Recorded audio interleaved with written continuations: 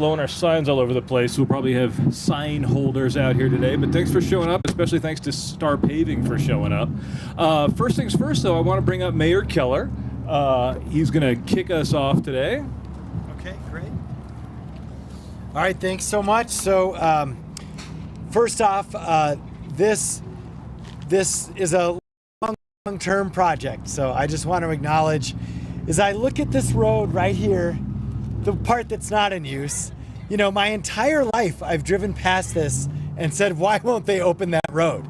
The developers now, I think 25 years ago, put in this road for obvious reasons, but just in the patch they were responsible for. So it has sat for 20 years, unused and nicely done.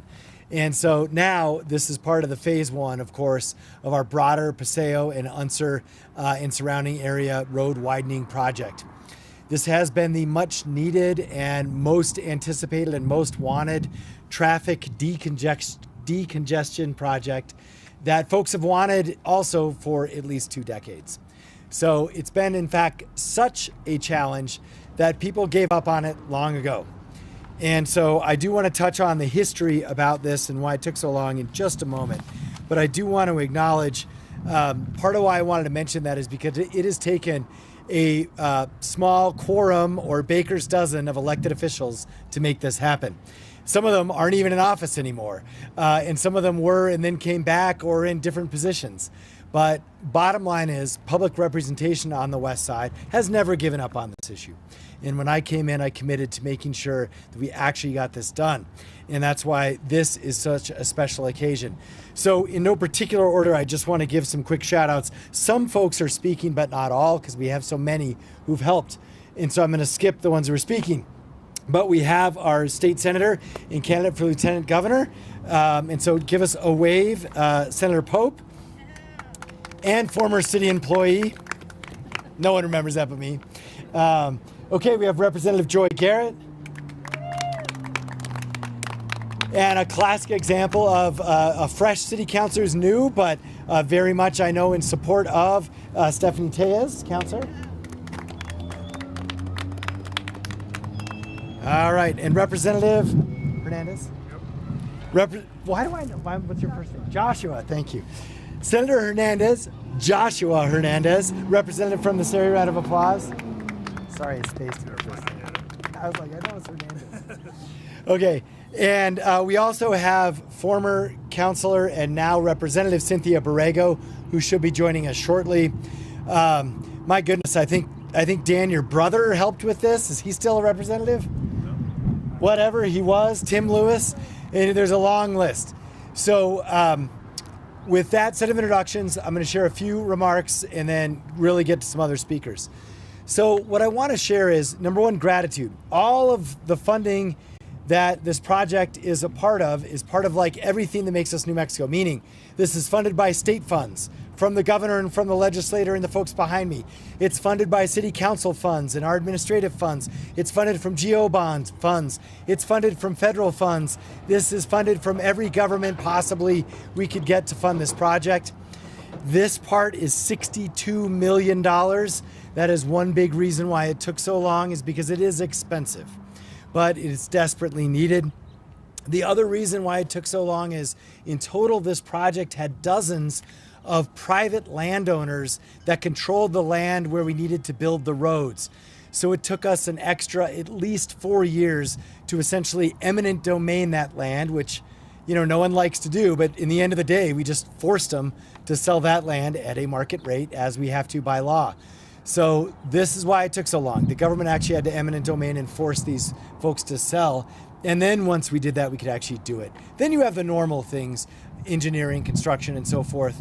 And of course, paving, which, by the way, is hard to come by these days. We have a big shortage of pavers, but luckily we have Star Paving. So round of applause for Star Paving, stepping up and getting this project done. So in total, this actually in reality has only taken us 6 years, despite everything I just said. And again, it's thanks to all the partners and funding sources around us. And also, a lot of the work is underground. What folks may know is on the west side, folks who live out here know you have the roads with the ruts in them, and it's like, why are our roads so bad even though our neighborhood's only 10 years old? It has to do with the sand. It's very difficult to have stable footing to pave on top of on the west side. So as a result, the roads degrade much faster. So what we're trying to do on this project is make that not the case. So a lot of the expense and a lot of the work you see is actually under the asphalt to make sure that we don't have to redo this in 2 years. And so that all too often has been the case in some of our hastily put together subdivisions. All right, so that's a lot of technical stuff. Let me do this. Let's get to the city councilor. He's been a champion for this for, I don't know, at least 12 years, maybe 16, Dan Lewis. Dan, come on up. Thank you so much. 15 years ago is actually in 2010, we stood right over there and this road didn't exist. There's mostly 2 lanes and it didn't exist. It was just dirt. It was just West Mesa. In fact, my first bill, my first night on the city council, we passed a $6 million bill to do the Unser extension.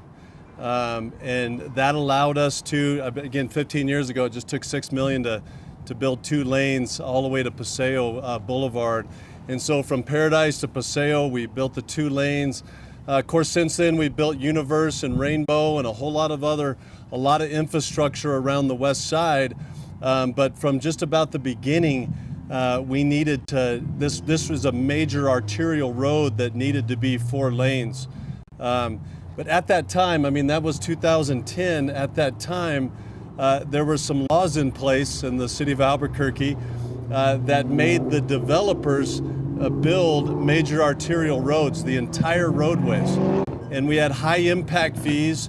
Those impact fees were meant to discourage growth on the west side. And what they really did was they kept us from catching up with the infrastructure that what they needed.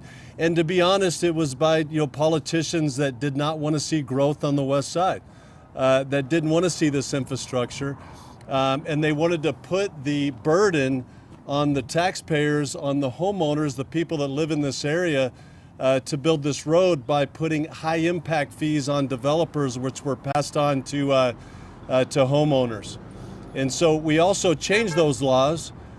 We lowered the impact fees. In fact, we got rid of impact fees, and we made sure that the developers still built lanes like this in the areas that they were responsible for next to developments, but not responsible for building the entire road. We wanted the city taxpayers in Albuquerque to build the entire road, just like we built Montano and Montgomery and Tramway, and not for the burden just to be on West Siders. And so the aim was to keep this type of infrastructure from building. It had the opposite effect because the neighborhoods went up, great communities here on the west side, and the infrastructure was lagging. And so nowadays you don't get elected on the west side of Albuquerque unless you support these roads. And so a lot of elected officials that are behind me here, they got elected because they championed getting infrastructure done and doing what's right for the people that live on the west side. And so obviously super grateful for our state partners, for legislators, for the senators and representatives here that put a good amount of money and commitment into infrastructure on the west side, and specifically this roadway. Very grateful to them, and also grateful for the city council. Councilor Tejas is here, and her and I represent the 9 city councilors that have all funded this project heavily to the tune of millions of dollars. I mean, $20 million that we to get the final amount that we needed for this stretch. So $20 million that we passed last year from the city council and our GO bond. And over the years, a lot of money, $65 million, as the mayor mentioned, from a lot of different sources to get this done. But it took changing some policies, it took changing some mindsets that we need to get ahead of our infrastructure. And some of the delays are also caused by, by the way, Star Paving, just amazing. And I want to thank Joe Cruz, and Joe, thank you so much. Joe runs a phenomenal company in Albuquerque. He's been here 70 years. They're celebrating 70 years in business. family-owned business in Albuquerque. Let's give them a hand, yeah. And they won this bid because they do great work and they employ hundreds of people in Albuquerque, give them great jobs. It's great work and providing a great product and a great resource, for the city of Albuquerque, and we appreciate their work. They got a big job to do because some rocks and most of the roads get built on basalt, and we're going to wear out a lot of equipment, I'm sure, Joe, and they're going to do some blasting, and that'll be my job to help keep some of the neighbors notified and make sure this is smooth. And we're also going to keep your crew safe as well. This is a company that very much interested in keeping their employees safe and keeping people that drive these roadways safe. And as a city, we're going to ensure that they have a safe place to do business here as well. And so we appreciate Joe. There's actually a lot of pavers like Star Paving in the city of Albuquerque. We have some laws in place that don't make it as conducive, for this industry to do a lot of work in the city of Albuquerque because of union requirements. Even though we this industry pays their employees extremely well and takes care of them, gives them good health care. And yet we put some requirements in place that on certain projects that are over certain millions of dollars that limit a lot of people from bidding on these kinds of jobs. And we need to do away with some of those laws as well that make project costs go up and delay these projects. And there's some very real bills in place right now that have kept this project from happening as well. So that's the reality of it. Again, very grateful for everyone who supported this project, and especially our community. We have advocates all over this community in the Boulders and all over this area. I also want to say that when we build roadways right, when we take main arterial roads and we get ahead of it and we build them right, not only does it help congestion and bottlenecks, but it just helps our economy, helps us to develop good common sense development on the west side where it creates good quality of life in our city. And so, there's so many benefits of it. I mean, before we had this road, we had traffic from Rio Rancho that would go on Irving and go through neighborhoods. And so these people support these kind of roadways, not only because of the decongestion and the access that they have, but when we build roadways right, it keeps the commuter traffics out of our neighborhoods. And keeps traffic rolling smoothly. And so there's so many benefits. And again, thank you so much. Thank you to the city of Albuquerque. I want to thank Jennifer Turner, our director of the DMD.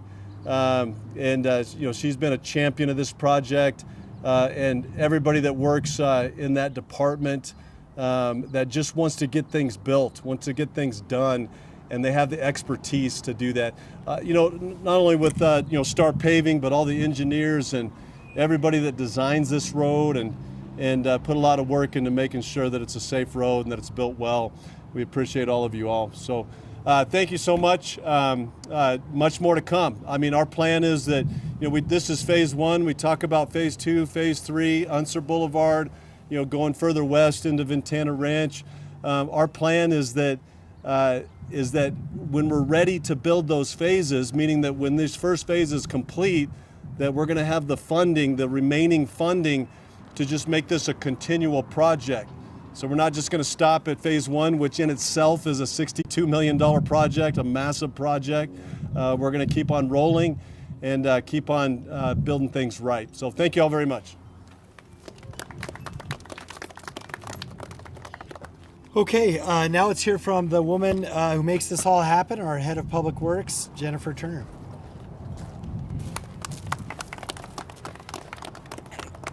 Good afternoon, and thank you, Mayor, and thank you, Councilor Lewis, for your support for this project. I am so excited to be here today. In the Department of the Municipal Development, we build the city, whether that be police substations, community centers, pools, but we also build our roads. And today we're building the largest city road project ever at $62 million. And so I'm just going to give a round of applause for everyone because that is a huge accomplishment.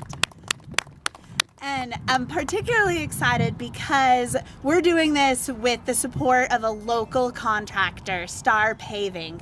And not only that, but Star will be bringing on up to 12 local subcontractors that will all be working out here. So that's local jobs, local money. And I'm grateful for Star and to Joe Cruz and to David Espinosa for stepping up and saying, yes, we want to cause a little bit of congestion and a little bit of delay. But at the end of the construction process, we will have a wider, safer road. And I want to highlight not just for cars, but these improvements are also going to support safety for all vulnerable road users, including pedestrians, folks on wheelchairs, as well as cyclists. So it's really a multimodal project that's going to support all road users. And I just want to close by saying the speed limit in these construction zones is 25 miles per hour. When I drove up Unser to get here, no one was going 25 miles per hour. And there's a reason for that speed limit. Slow down and keep all of our employees, all of Star's employees, all of our subs, all of our city employees who inspect this, keep them safe. And then just one last thing to thank my team, Debbie Bauman. She has been a champion of this project, telling me, Jennifer, when are we going to get the bid project out for 5 years now, as well as our project managers, Paul Olson and Jill Coopernell. So just a round of applause for them as well. Thank you. Okay, now I just want to invite our legislators up. And you guys can kind of do a little roll call. Come on up. Joy, you want to start? Happy St. Patrick's Day and happy Paseo and Unser Day. We've been waiting for this. I have to give a shout out to Representative Cynthia Borrego, who my first year in the legislature, she was a counselor. She came up and she said, Joy, how many millions are you going to give to Paseo to widen it?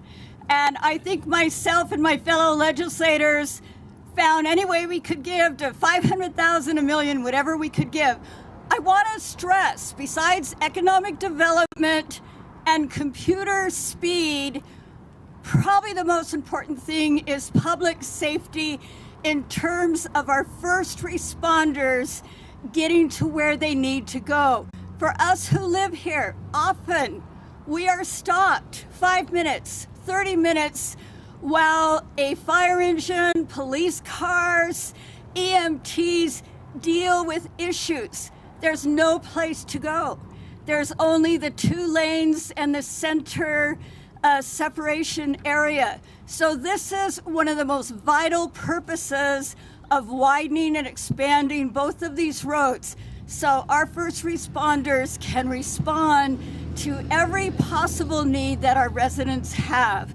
So thank you for being here. It's just a delight to actually, for the first time in my life, I can say I'm happy to see red barrels and separators. Thank you so much. Senator Pope.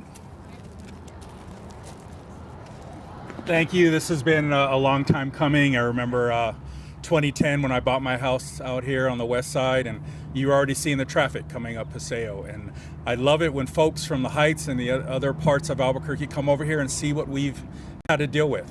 And I think for a long time, sometimes on the west side, we've kind of felt like we're treated as a suburb and not part of Albuquerque and needing this type of infrastructure. So this is great. And I think this is a perfect example of us getting together regardless of the politics, and really with what we're dealing with inflation, to just really us come together as a state, county, city, and working together just on the infrastructure needs of folks here on the west side. What I want to say to the drivers and the folks on the west side, it's probably going to get a little worse for a little while, but in the long term, it'll be better. I know you're already seeing the cones out. You're being redirected to drive in certain ways. but this is much needed and something we have to do. You're looking over here to your left and to your right. I can tell you every time we drive here, the speed limit, I believe it's 35, but you see people driving at 50, 60 miles an hour, and folks don't even have an opportunity to pull into this development. It's a big safety issue. So I just ask folks to really pay attention. We got to keep our workers and everybody working on this project safe, as well as the drivers out there. So let's continue to work on this. We'll continue to contribute and work together on these following phases, because there's still more work to be done. But I think this is a great moment, and this is awesome that we're moving forward on this project. Thank you.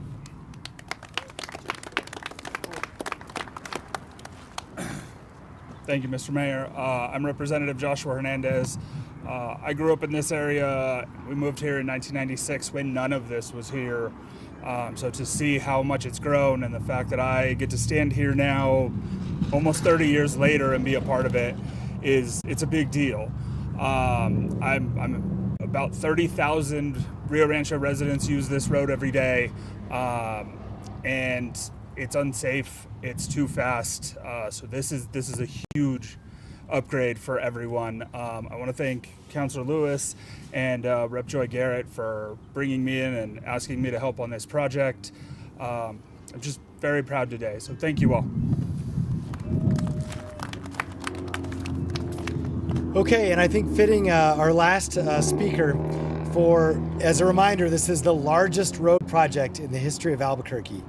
That's actually the city's done. There have been larger state ones like the Big I and stuff. But behind this project was, an amazing turn of events where we had a city councilor who pushed this with every muscle she had on council, and then ended up in the legislature doing the same thing. So, Representative Cynthia Borrego.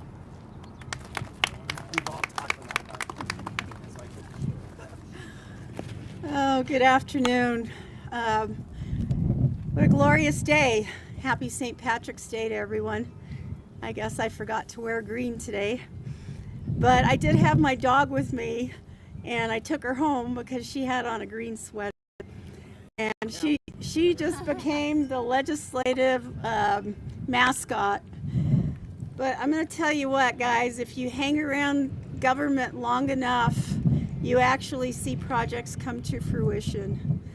And in 2018, when I was, even before that, in 2016, when I was on the Flood Control Authority, we were talking about drainage right here, a drainage pond right in this area to expand Unser. And then in 2018, when I became city councilor, the congestion was backed up from basically my house, which is down off a golf course in Paseo, all the way to the Big I. And as I sat in my backyard, I thought, well, why don't we expand that road? And I know that Councilor Lewis and I worked together back in, I think it was like 2009, when we worked on the Big I 285 project to expand Paseo at that location, and worked with DOT, and that got done. But then this area up here after Calle Norteña, that's where you had the two roads that just didn't go anywhere. It was really crazy, and we had all this development, all this residential development that was occurring, Ventana Ranch and the school, Volcano Vista. So we decided that we were going to expand Paseo del Norte, and I worked with the mayor and a lot of legislators. Back then, Sandra Rue, and I have to mention Senator Bobby Gonzalez, because Senator Bobby Gonzalez was the person that was in charge of the Transportation Committee in Santa Fe that we went to ask for money for. My first couple of years as a counselor, we were able to secure $21.5 million to expand Paseo and Unser. And then we decided that Unser, the expansion of Unser, should be a federal project. And so we went to Washington to ask for money from DOT. And that's where we are today. It started as a $57 million project, and now it's much more than that. But only time tells the story that, you know, if we're determined and we have the right people in place. And I want to thank Representative Garrett, who's sitting over here, because when we went to beg for money, she was one of the persons up there also that helped us secure the funding for the intersection of Paseo and Unser. I also want to give credit to Tom Minicucci. I don't know if he's here today, but Tom was so instrumental in keeping this project moving at the City Council. And Councilor Clarissa Pena, Councilor Ken Sanchez, I have to mention him because they all came together along with the mayor to help us move this forward. I think that, you know, it's, as some of my colleagues mentioned, you know, in order to get progress, we have to see some delays. And the delays that the residents are going to see here are going to be temporary. I mean, but it's going to be better in the long run. And I just have to mention that we also want to be cognizant of our little creatures that are out there, because they're going to be displaced. But sometimes, you know, that's hard. And progress, if we want to compete in a competing market nationally with our neighbors, these things have to happen. So to everyone that's here and all of us that work together, it's a glorious day.